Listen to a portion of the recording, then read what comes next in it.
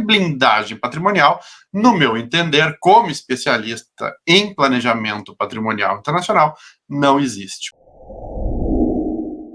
Minha incomodação com o termo blindagem patrimonial. Tá? O termo blindagem patrimonial ele está ganhando muito espaço na medida que a popularização, né, do instituto jurídico, das companhias controladoras, as holdings, vem crescendo no país. Então, sim, nada contra as holdings, muito antes, pelo contrário, são instrumentos preciosos e super importantes para o planejamento patrimonial.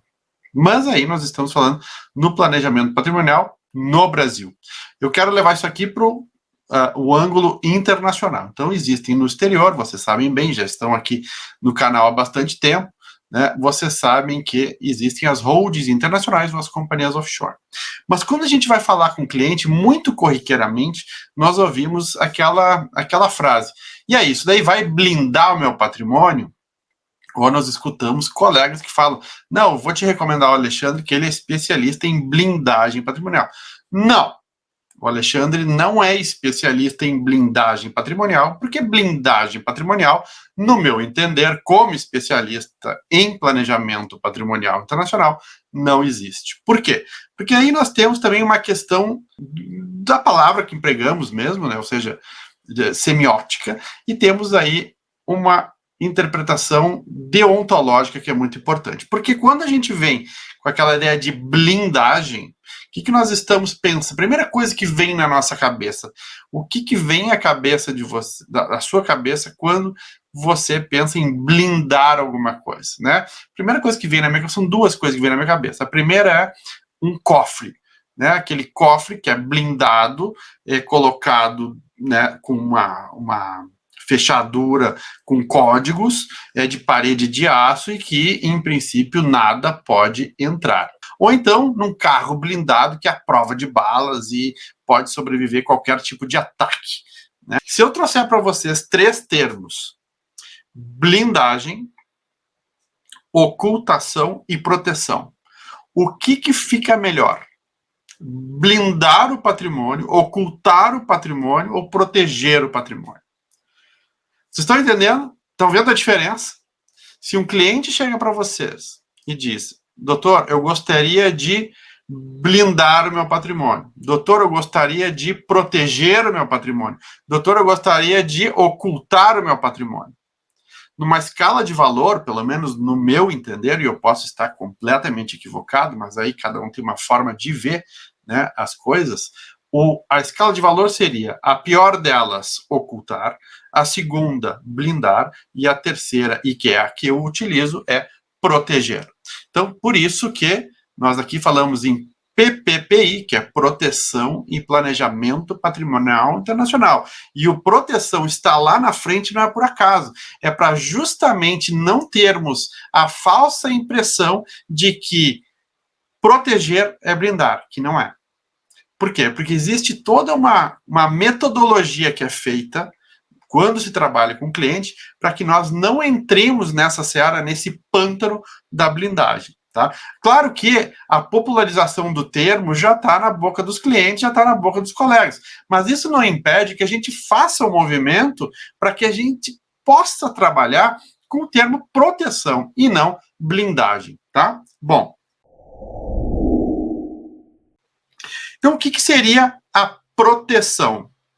Proteção nada mais é do que tu colocares à disposição do teu cliente ou do teu próprio patrimônio, porque não é porque nós trabalhamos com isso que nós não pensamos no nosso patrimônio, né? É de colocar na mão do cliente ou do teu próprio patrimônio um conjunto de ferramentas jurídicas e financeiras para proteger o teu patrimônio através de uma metodologia que vai utilizar essas ferramentas financeiras e jurídicas para dissociar os riscos daquele patrimônio, tá? Agora, pensa bem, se a gente traz isso, uma metodologia de instrumentos jurídicos e financeiros, um conjunto de ferramentas jurídicas e financeiras atreladas a uma metodologia para distanciar o patrimônio, para ocultar, o que vem à cabeça de vocês em primeiro lugar? Atividade ilícita. né? Atividade que está tentando fugir de algo ou simplesmente trabalhar com o ilícito. Então, por isso que durante tanto tempo que as estruturas internacionais foram taxadas de estruturas de criminosos, de corruptos, de terroristas. Por quê? Porque a função que elas eram empregadas era justamente de ocultar e não proteger. Concordam? Então, assim, então no momento que nós estamos ocultando, nós estamos, dentro dessa perspectiva que a gente está conversando aqui, estamos praticando, auxiliando o cliente ou a determinada pessoa ou grupo de pessoas a praticar ilícitos, ok? Atos ilícitos, atos criminosos, seja lá o que for.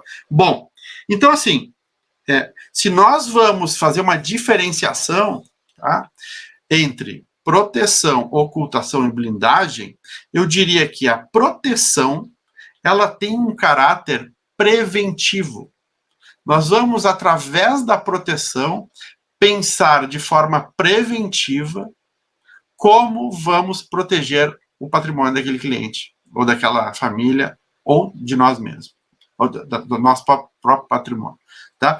Já na ocultação, nós temos aí os elementos da ilicitude, que nós queremos ocultar alguma coisa, né? E também temos aí o elemento do eticamente incorreto, porque no momento que nós estamos utilizando isso para um fim ilícito, nós, como profissionais, sabemos que aquilo lá pode estar infringindo o nosso código deontológico da corporação pela qual nós estamos habilitados a praticar nossa profissão, ou então o teu próprio código deontológico. Né? Como é que tu vê, né, a moral do que tu estás praticando. Tá?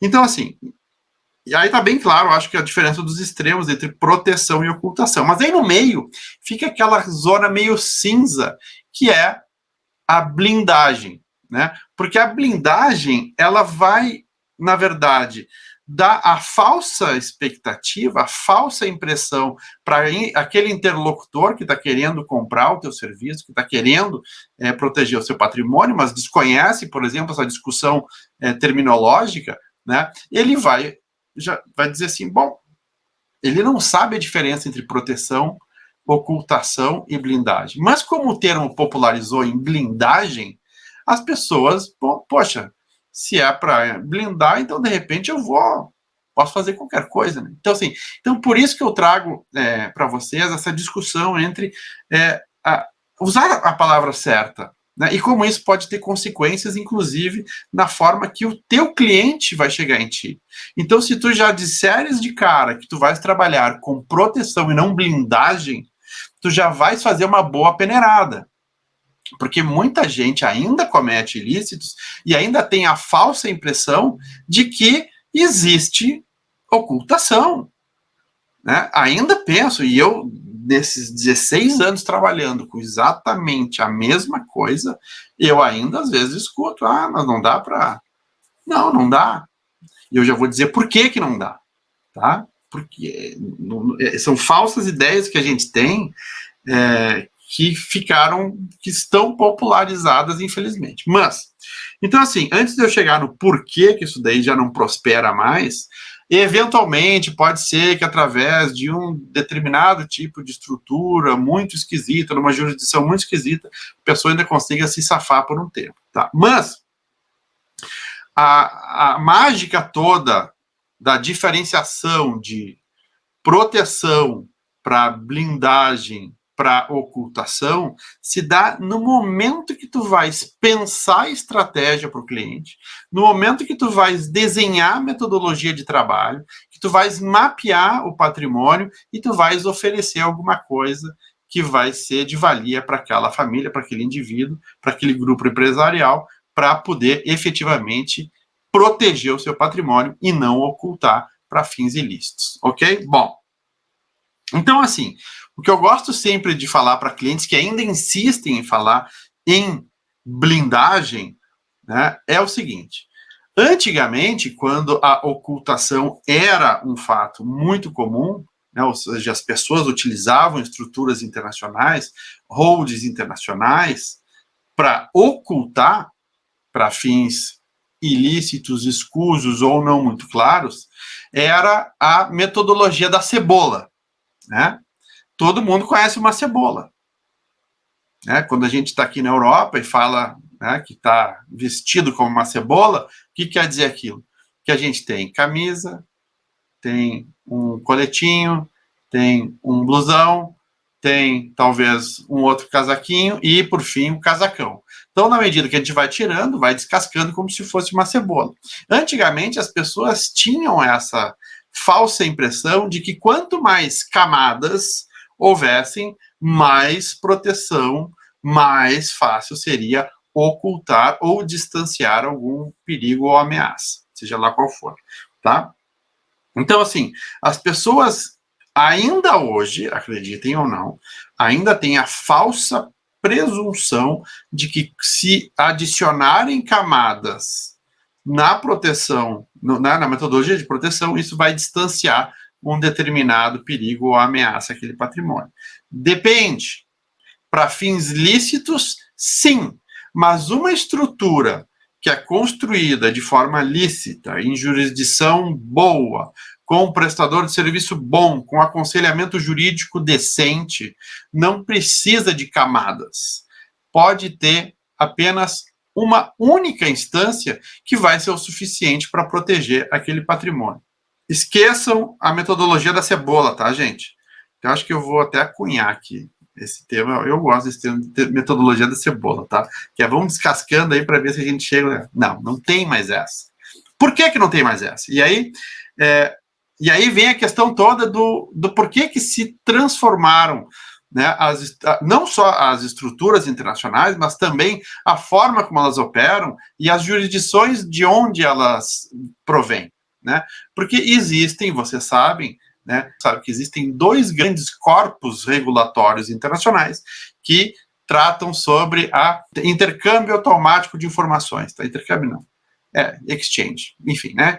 Automatic Exchange of Information, né? O intercâmbio automático de informações, que são CRS, Common Reporting Standard, e o FATCA, que diz respeito a tudo para desenhar rapidinho para vocês. Existe o CRS, que é uma iniciativa do G20 lá da OECD, que regula a atividade de transferência de dados entre administrações fiscais para evitar lavagem de dinheiro, para evitar terrorismo, para evitar corrupção, etc, etc. E nos Estados Unidos, o equivalente, que é para evitar que as pessoas deixem de pagar os impostos, que é o FATCA. Então, tu tens FATCA e CRS. Nesses dois, tá? O que interessa para os estados que estão submetidos, né, a essas legislações? É a troca automática, não é intercâmbio, troca automática de informações. Tá? O que é isso? No momento que eu abro uma conta aqui na Suíça, o Banco Suíço vai informar a administração fiscal suíça que eu tenho uma conta aqui. E se eu não sou residente aqui, a administração fiscal suíça vai informar o país onde eu sou residente fiscal para que haja a correspondência. Então, isso serve para quê? Para evitar fraude, para evitar corrupção, para evitar lavagem de dinheiro, etc, etc, etc. Então, vocês veem que falar em blindagem hoje em dia é algo que não funciona mais. Porque por mais que as pessoas possam querer trabalhar com o seu patrimônio através de uma metodologia cebola, né, por mais camadas que tenham, a jurisdição aonde a pessoa tiver a conta, tiver a companhia, vai saber quem é que está lá atrás, quem é o beneficiário final daquela estrutura, daquela conta. E isso daí se aplica para praticamente todos os estados. Existem alguns ainda que não necessariamente firmaram o acordo, mas não interessa. Vão firmar, porque existe uma pressão política gigante no mundo hoje para transparência fiscal. Tanto é que o G20 agora sancionou aprovou, né, a recomendação de imposto global, a gente já falou aqui no canal, do imposto global de 15%, imposto corporate de 15%, tá? Bom, vamos adiante. Então, assim, se nós pensarmos, já voltando para o termo, né, o que é proteger? Né, que algumas pessoas até falaram aqui. Proteger, então, para mim, na forma como eu vejo isso para os clientes, nada mais é do que tu ter uma estratégia de segregação do patrimônio que vai fazer com que... Por que as pessoas querem proteger o patrimônio? Geralmente é empresário, né, os médicos, porque às vezes a própria atividade empresarial por si representa riscos. E no momento que as pessoas têm aqueles riscos atrelados ao seu patrimônio, porque a pessoa mistura o patrimônio do negócio com o patrimônio pessoal, né, não existe uma segregação. E aí, nesse momento, é que começa a se dar o problema. Então, a ideia é que nós possamos ter movimentos patrimoniais que atendam a esse tipo de separação, de segregação, né, do patrimônio pessoal, do patrimônio negocial, e que também a gente possa, depois, e claro, existem outros tipos de bens, eu estou falando de uma maneira muito geral. Se, por exemplo, a pessoa tem um avião, né, em vez de ter uma única estrutura societária que detém aquele avião, mais os imóveis, mais o negócio, se dá alguma coisa errada com aquele avião, digamos assim, a pessoa está voando, tem uma tripulação, e aí deu um acidente, o avião cai. Imagina o que acontece com as indenizações que vão necessariamente atacar o patrimônio que está embaixo daquela estrutura que detém o avião.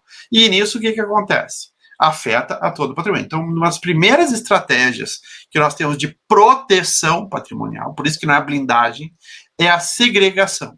Tá? Então, nós vamos segregar, compartimentar em diferentes células o patrimônio. Tá? Bom, então, assim, em função desses tratados internacionais, tá? Em função dessa má concepção dos termos proteção, blindagem, ocultação, né, nós temos também a evolução violenta da tecnologia. Ou seja, hoje existem sistemas aí, por exemplo, o sistema que a Receita Federal tem se eu não me engano, é o mais avançado do mundo.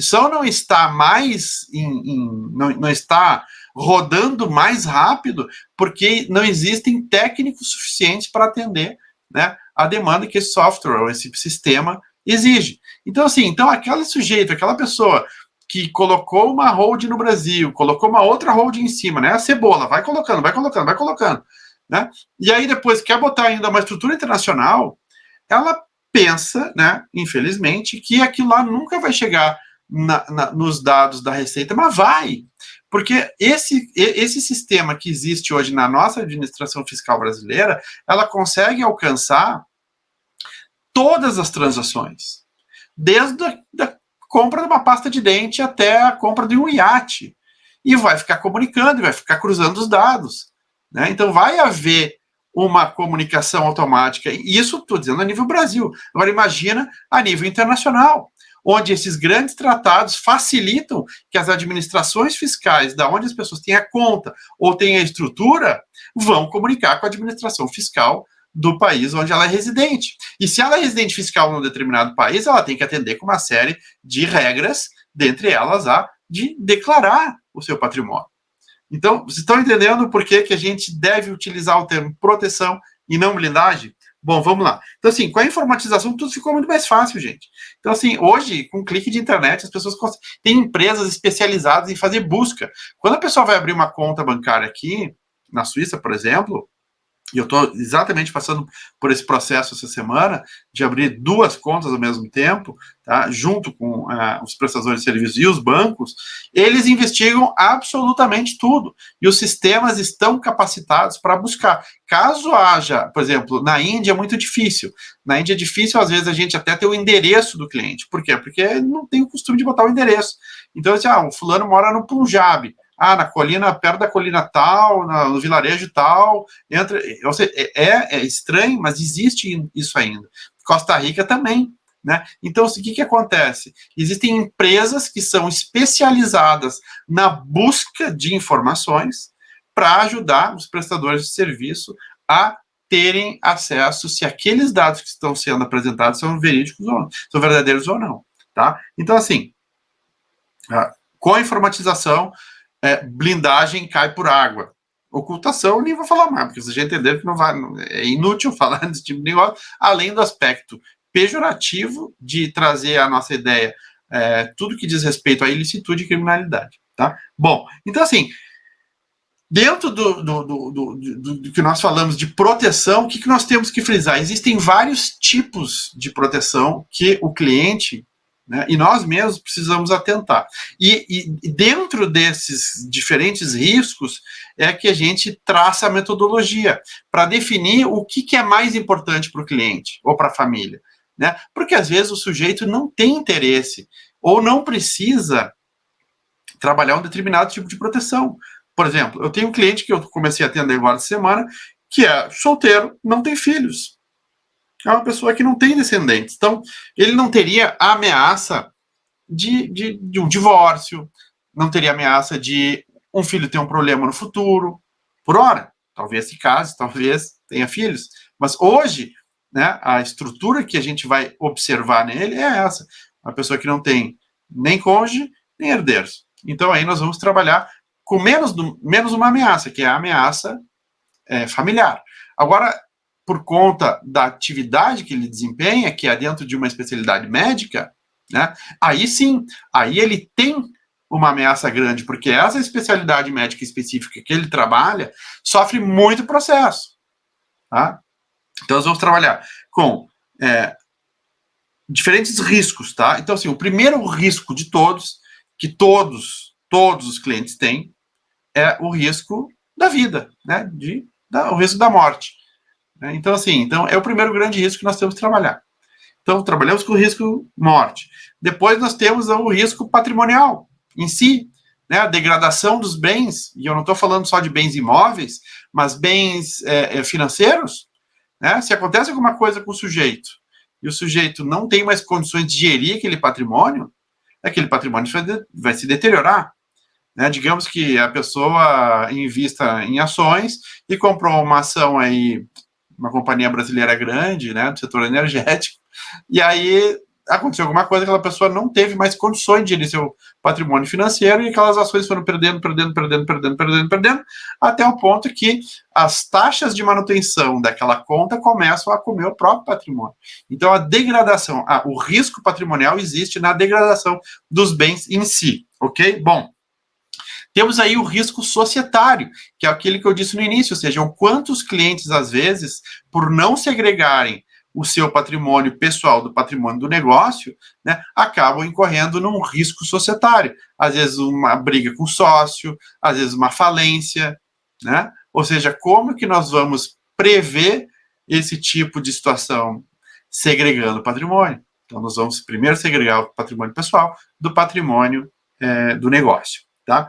Outro risco grande também, e que é muito comum, é o risco matrimonial. Né? Ou seja, o risco matrimonial ele existe desde o dia que a gente se casa. Por quê? Porque pode acontecer alguma coisa. Uma pessoa decide que não quer mais, a outra decide fazer uma família fora, né? E aí, de repente, às vezes fez uma família fora, mas aí o cônjuge não sabe, e aí aquele cônjuge que fez a família fora morre, e aí vem aquele herdeiro, aquela herdeira de outra relação, e aí como é que fica? Né? Então, assim, a nossa ideia, quando nós trabalhamos com proteção patrimonial, é justamente de atentar para os possíveis riscos daquele tipo de patrimônio, né, e traçar uma metodologia, um desenho da situação para poder justamente auxiliar o cliente, a família, na sua no seu planejamento, né, e justamente de proteger esse patrimônio através do planejamento, tá? Bom, outra coisa que eu queria mencionar para vocês é que muito das vezes que eu escuto as pessoas falarem em blindagem, né, as pessoas vêm com soluções prontas. Monta lá uma holding, monta lá uma offshore. Errado, erradíssimo. Há pessoas que não precisam de uma holding, há pessoas que não precisam de uma holding internacional, de uma offshore. Por quê? Porque não se aplica ao caso. Então, não existe solução pronta. Não temos soluções prontas específicas para todos os clientes. Cada caso vai ter que ser tratado de uma forma muito individualizada, muito diferente, porque os riscos, e esses riscos todos que eu elenquei, vão ser peculiares de determinada situação. Então, nós só vamos ter uma proteção patrimonial efetiva no momento que nós conseguirmos individualizar os riscos, mapear aquele patrimônio, e aí, com uma metodologia, aplicar as ferramentas jurídicas e financeiras para proteger aquele patrimônio, tá? Então, não tem solução pronta, tá, gente? Fato. Nem para planejamento patrimonial no Brasil, nem no exterior, nem em lugar nenhum. Cada caso vai ter suas peculiaridades, nós vamos ter que... E aí, nós, técnicos em planejamento patrimonial, vamos ter que aplicar as ferramentas jurídicas e financeiras para cada caso, tá? Então, assim, ó, nós temos que fazer uma radiografia, primeira coisa, radiografia. Vamos fazer uma grande foto do patrimônio, dos riscos daquele cliente, daquela família. Vamos aí, tendo posse dessa radiografia, verificar os documentos, fazer um estudo dessa situação, como é que essa situação se apresenta, quais são as possíveis implicações de um dos filhos, uma das filhas, de repente, se mudar de país, porque isso daí vai afetar também o tipo de estrutura. Se a gente sabe que tem um filho, uma filha, ou um membro da família que quer mudar de residência fiscal, como é que isso ficaria caso a gente tenha a estrutura A ou B, né? Tendo esse estudo, né, nós vamos analisar em pormenores quais são as estruturas que são cabíveis naquele momento. Nós vamos fazer o teste, uma companhia offshore no Panamá funciona, sim ou não, por quê? Um trust funciona, sim ou não, por quê? Então, essa análise é extremamente importante. Uma vez que nós tivermos aí essa análise feita, nós vamos desenhar cenários. Então, geralmente, para um cliente, eu gosto de apresentar 3 cenários. O cenário atual, cenário projetado ideal e o cenário catástrofe. Tá? Então, assim, uma vez que nós temos os cenários, e aí tem clientes que têm um apetite de risco maior, outros menor. Tem clientes que dizem, não, isso nunca vai acontecer comigo, eu nunca vou morrer, enfim. Existe uma série de elementos aí que podem jogar aí na escolha do cenário. Mas quem vai escolher o cenário, no fim das contas, não vai ser você, técnico em planejamento patrimonial internacional, vai ser o cliente com seu auxílio no estudo e naquela análise que foi feita. E, por fim, a execução. Então, essa seria a minha metodologia, tá? Radiografia, estudo, análise, apresentação de cenários e execução. Agora, não para por aí, porque a beleza do planejamento patrimonial internacional é justamente no que vem depois, que é o acompanhamento, e é onde você vai realmente estreitar a relação com o seu cliente. Eu, graças a Deus, até hoje, tenho grandes clientes que viraram amigos. Por quê? Porque o fato de tu montares, né, essa estrutura, esse planejamento, executares, ele não quer dizer que acabou o negócio. Muito antes, pelo contrário, é aí que está começando. Porque daí tu vais começar a acompanhar o cliente na evolução dele com aquele patrimônio. E justamente vão acontecer coisas como nascimento de filho, de neto, enfim, às vezes vai haver um divórcio no meio do caminho, às vezes vai ter uma morte, então aquilo tudo tem que ser adaptado. Só que tu só vais conseguir realmente proteger o patrimônio se tu fizeres esse acompanhamento que requer de ti uma flexibilidade muito grande. Então, por isso, em função dessa flexibilidade, é que tu vais precisar adotar a proteção e não a blindagem, porque blindar é proteger de tal forma, tão hermeticamente, que depois tu não consegue adaptar a uma nova realidade, tá? Então, essa é a minha análise sobre a diferenciação de blindagem para proteção. Ocultação, nem vou mais falar sobre isso, porque já entendemos aqui que isso se trata de algo mais para o lado negro do que para o lado cinza, então deixamos isso absolutamente de fora, porque se tratam geralmente de ilícitos ou de crimes.